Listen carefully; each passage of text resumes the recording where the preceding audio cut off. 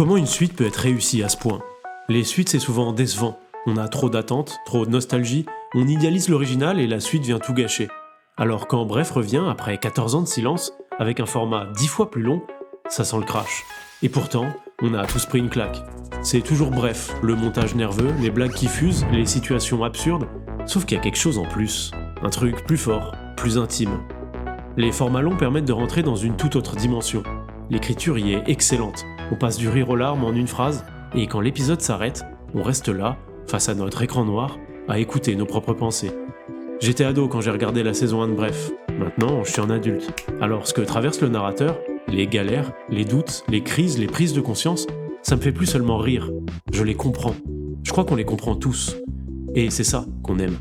La semaine dernière, j'étais en train d'écrire une vidéo sur La Chute d'Albert Camus. C'est un de mes livres préférés. Je l'ai lu 3 fois et j'ai déjà hâte de la prochaine. Sur ma chaîne, j'aime bien faire le lien entre des romans et la culture populaire. Mais là, franchement, je trouvais rien qui fonctionne. Puis il y a quelques jours, j'ai regardé Bref 2. Et ça m'a frappé. C'est évident.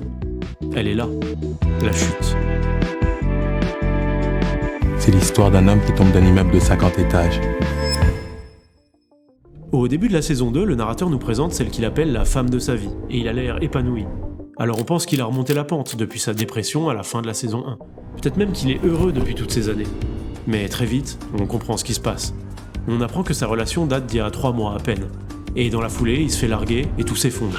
Il se prend un nouveau mur, il retombe dans sa dépression et il fête son 40e anniversaire tout seul, dans son appartement vide. Rien n'a changé. Et il le sait. Un peu plus tard, dans l'épisode 1, il y a cette scène. Le narrateur parle avec ses moi du passé. Ses versions plus jeunes lui reprochent de ne pas avoir avancé. Toujours les mêmes problèmes, les mêmes désillusions. C'est là qu'il se rend compte qu'il est dans une boucle qui tourne depuis 15 ans. Bon on compte sur toi. Alors il prend la décision de se reprendre en main. Et oui, se reprendre en main. Cette fameuse phrase qu'on a tous déjà prononcée plusieurs fois dans notre vie. Je suis sûr que vous savez très bien où elle mène. Il se retrouve un taf de merde, une copine avec qui il est pas sincère et des potes pour sortir et faire semblant d'aller bien. Et puis tout va bien. On veut y croire. Il veut y croire. Il coche toutes les cases. Un CDI, un couple, des amis, des soirées. Tout ça c'est des preuves qu'on vaut quelque chose, qu'on existe. Sauf qu'il y a un problème qu'on connaît tous. Vous savez, c'est le « ouais, ça va », sans y croire. On empile les réussites extérieures comme des trophées dans une vitrine. Mais au fond, on le sait. Derrière, l'arrière-boutique est vide. On fait semblant. Sauf que dans Bref, il peut pas tricher. Parce qu'on l'entend, l'arrière-boutique. On entend tout. Ses pensées, ses doutes, ses excuses. Il y a aucun filtre. C'est là tout le concept de la série. On regarde pas seulement la vie du narrateur, on écoute sa tête. Un narrateur qui n'a pas de nom d'ailleurs, seulement je. Et c'est la même chose qui se passe dans La Chute de Camus. C'est un roman écrit à la première personne, on y suit un personnage, Jean-Baptiste Clamence, qui nous fait un long monologue, une confession de 150 pages. À première vue, c'est l'histoire d'un homme qui parle à un inconnu dans un bar à Amsterdam. Mais très vite, on comprend. L'inconnu, c'est nous, les lecteurs. Clamence se met à nu devant nous et fait son introspection. C'est un avocat parisien, brillant et respecté. Le genre de type qu'on admire, éloquent, cultivé, sûr de lui, il a du succès avec les femmes, il plaide les grandes causes pour défendre des innocents, il est remercié par des familles et célébré par ses collègues, toujours du bon côté de la morale. Et il adore ça. Pas juste faire le bien, mais être vu en train de le faire. En fait, il est dans la représentation. Il joue le rôle de l'homme bon. Il donne sa place dans le métro, il aide les aveugles à traverser, il donne de l'argent au SDF. Et à chaque fois qu'on lui dit merci, c'est un trophée de plus dans sa vitrine. La Chute et Bref, c'est la même mise en scène. Une seule voix qui parle au spectateur. Pas vraiment pour expliquer quoi que ce soit, mais plus pour se justifier. Parce qu'au fond, ils savent que derrière le masque, il y a rien. Et plus la série avance, plus on le voit venir. Je est toujours dans la boucle. Il ne s'en rend pas compte, ou plutôt il refuse de s'en rendre compte. Alors en tant que spectateur, on a envie de lui hurler d'arrêter, de faire quelque chose pour sortir de cette spirale infernale, et qu'il prenne enfin conscience qu'il ne peut pas continuer comme ça. Mais ce qui est ironique, c'est que nous, on est sûrement coincés dans la même boucle. C'est toujours plus simple de voir les problèmes chez les autres. Les contradictions, les illusions, les fausses excuses, tout ça, on le remarque très vite chez quelqu'un. Mais quand il s'agit de nous, c'est une toute autre histoire. En fait, on ne veut pas voir. On refuse d'entendre la petite voix qui nous dit qu'on est en train de se mentir. On préfère refouler cette pensée plutôt que de la prendre en compte. Parce qu'elle nous fait honte. Notre cerveau va faire tous les efforts possibles pour éviter ce sentiment de malaise qui apparaît quand on pense à nos mensonges. Alors cette petite voix, on l'étouffe, on se distrait, on allume une vidéo, on scrolle, on fait défiler des notifications, toutes les excuses sont bonnes pour éviter ce face-à-face intérieur. Parce qu'au fond, on sait exactement sur quoi on se ment. Se remettre en question, c'est prendre le risque de tout faire s'effondrer. On le devine instinctivement. Si on retourne cette pierre, c'est tout le château qui tombe. Alors on la cache soigneusement dans un coin de notre esprit. On construit autour d'elle une belle vitrine, pleine d'excuses, de justifications et de « ouais, ça va ». Mais la vérité, c'est que ça va pas. Comme jeu, comme Clamence, on aligne des preuves extérieures de réussite pour rassurer les autres et surtout pour se rassurer soi-même. Et plus on met de temps à retourner cette pierre, plus elle pèse lourd. Elle nous tire vers le bas. On est en pleine chute et on s'en rend même pas compte. On a besoin d'un truc, d'un déclic. Et souvent, il suffit de pas grand-chose.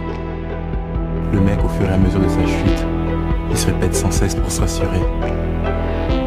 Jusqu'ici, tout va bien. Jusqu'ici, tout va bien.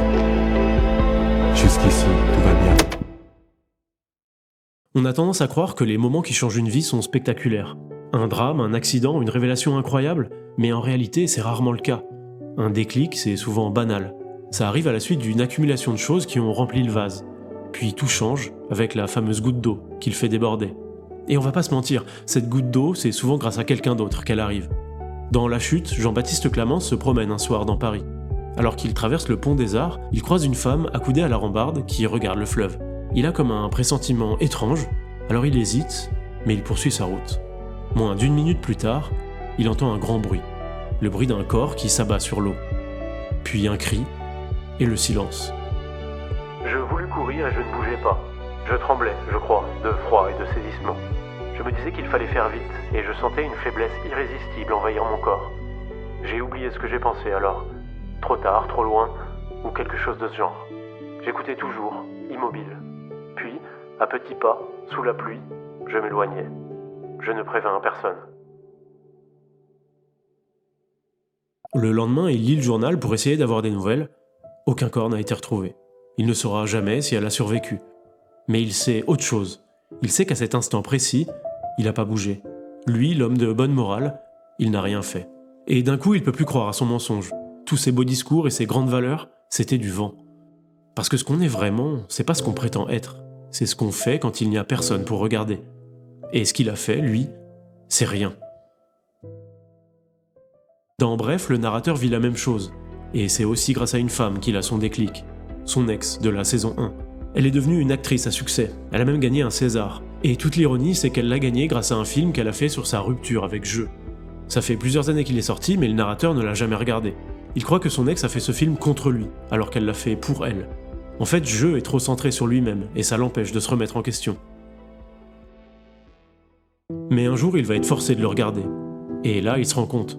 C'est lui, le mec du film. Alors il le savait déjà, que le film racontait son histoire. Sauf qu'il avait toujours considéré que c'était une caricature, et qu'en vrai, il était différent. Mais là, il y a autre chose. Il a vraiment compris. T'es le mec du film.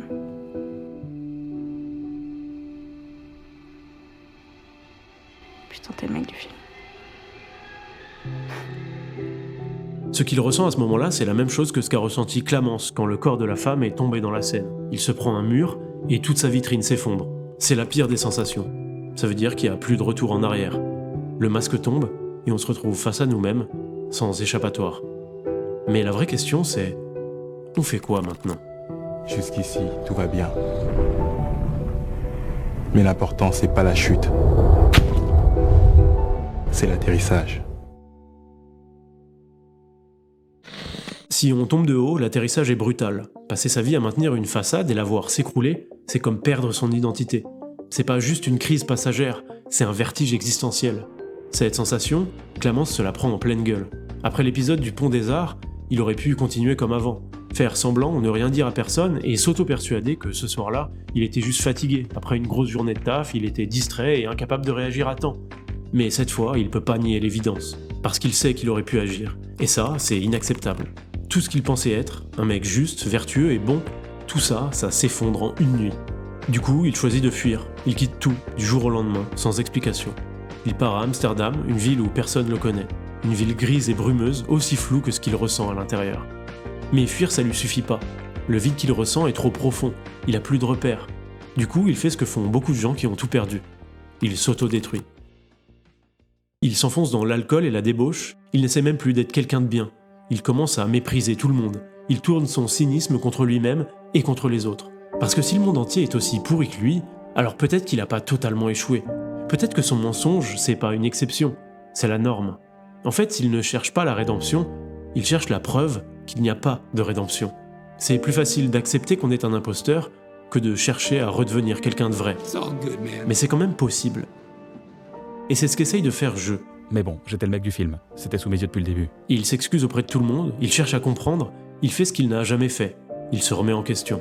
On voudrait tous une grande révélation, un moment où tout devient clair et la réponse à toutes nos questions nous apparaît comme une évidence. Mais ça n'existe pas. Et c'est même pire que ça.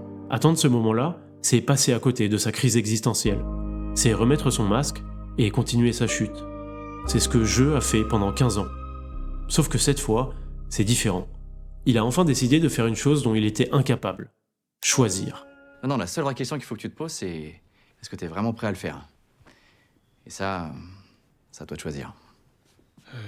Et là, ça m'a frappé. Depuis que je suis tout petit, je déteste faire des choix.